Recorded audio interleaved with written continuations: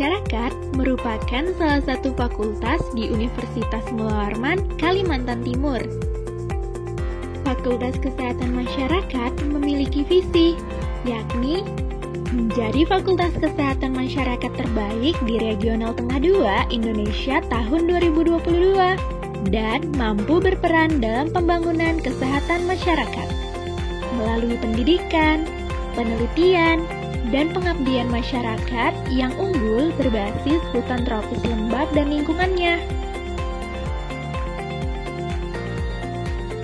Dengan salah satu misi, yakni mendorong penelitian, pengabdian masyarakat, dan publikasi yang berkualitas, inovatif, serta aplikatif, yang diselaraskan dengan tantangan, permasalahan dan kemajuan dalam bidang kesehatan masyarakat yang berbasis pada hutan tropis lembab dan lingkungannya.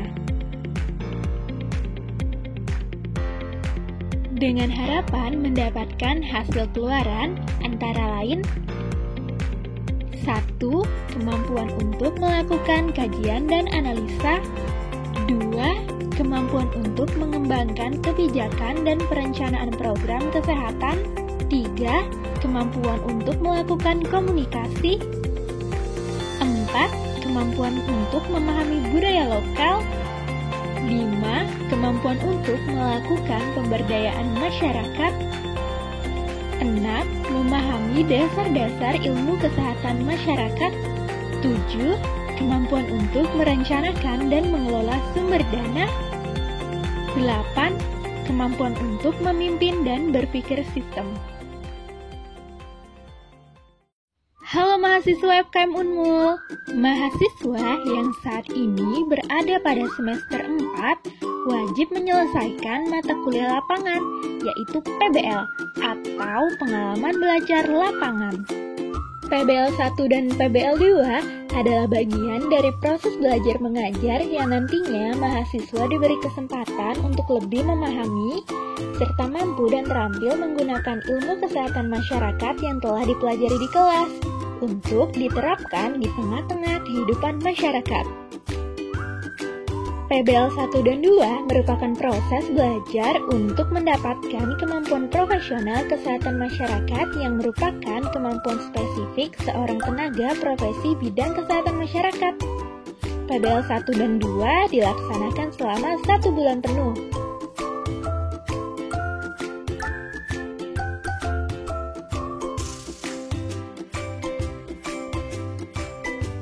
Kegiatan pengalaman belajar lapangan dilakukan dengan melibatkan institusi yang berorientasi langsung pada peningkatan derajat kesehatan masyarakat, seperti Dinas Kesehatan Kabupaten atau Kota, maupun institusi yang dapat memberikan kontribusi dalam bidang kesehatan. Kegiatan PBL ini terdiri dari 2 tahapan, mengikuti siklus perencanaan dan evaluasi, yaitu PBL 1 dan PBL 2. Oleh karena masih dalam masa pandemi COVID-19, pelaksanaan kegiatan PBL 1 dan 2 juga harus segera menyesuaikan dengan aturan-aturan dan perubahan sistem pelaksanaan dari konvensional menjadi sistem online untuk memutus mata rantai penyebaran COVID-19.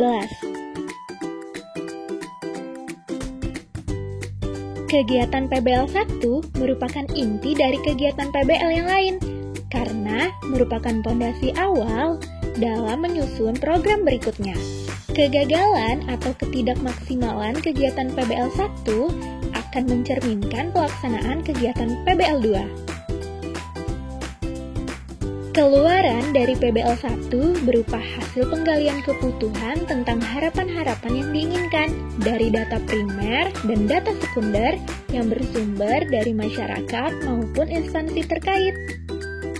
Hasil analisis situasi kesehatan selama pandemi COVID-19 bersama masyarakat berupa laporan PBL 1 dengan mengetahui faktor yang sangat terkait dengan masalah kesehatan di masa pandemi COVID-19 pada masyarakat dan menentukan alternatif pemecahan masalah tersebut.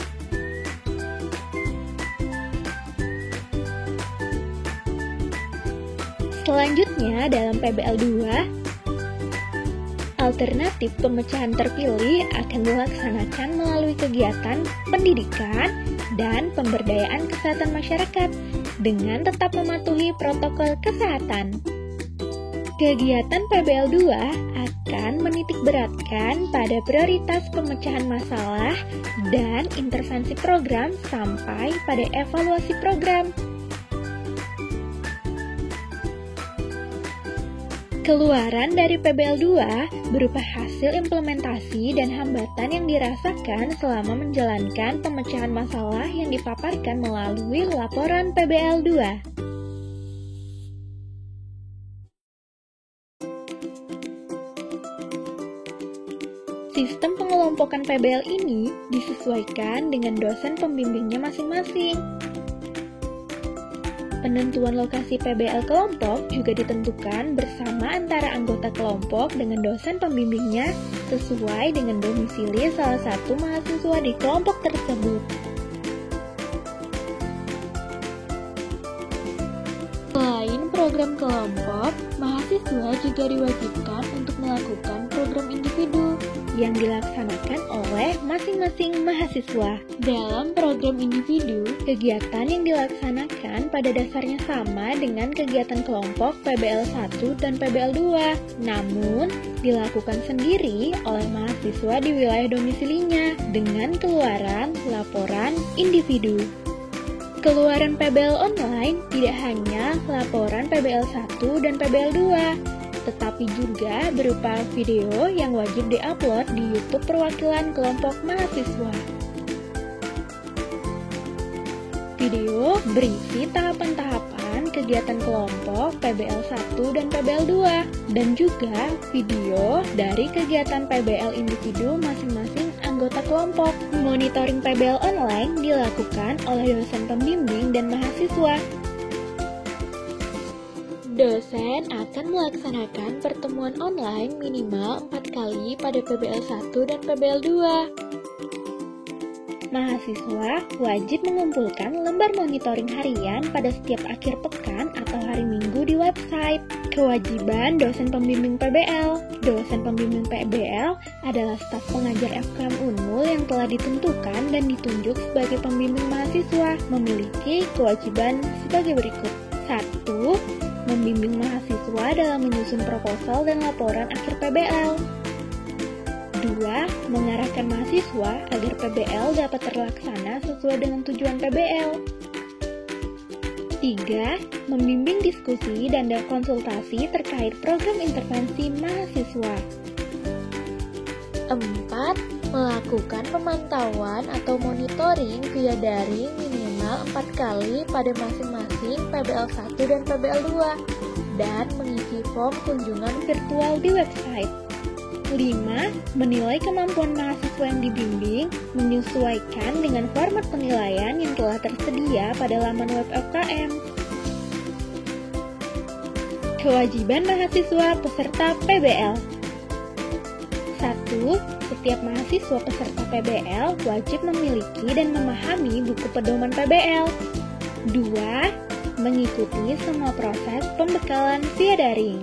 3. Mengikuti semua proses tahapan di lapangan atau daring.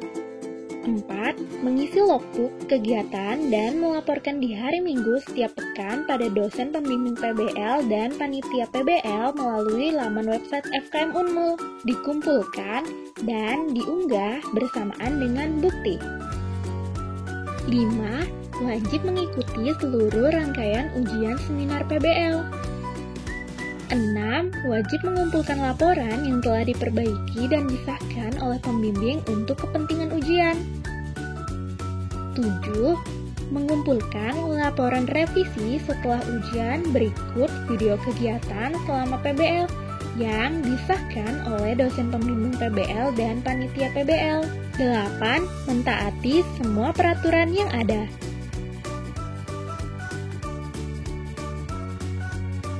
Perlu diingat, dalam PBL online ini harus senantiasa menjaga nama baik diri dan alma mater, menjaga sopan santun dalam berperilaku, menegakkan etika, dan mengikuti aturan yang berlaku di lokasi PBL masing-masing peserta.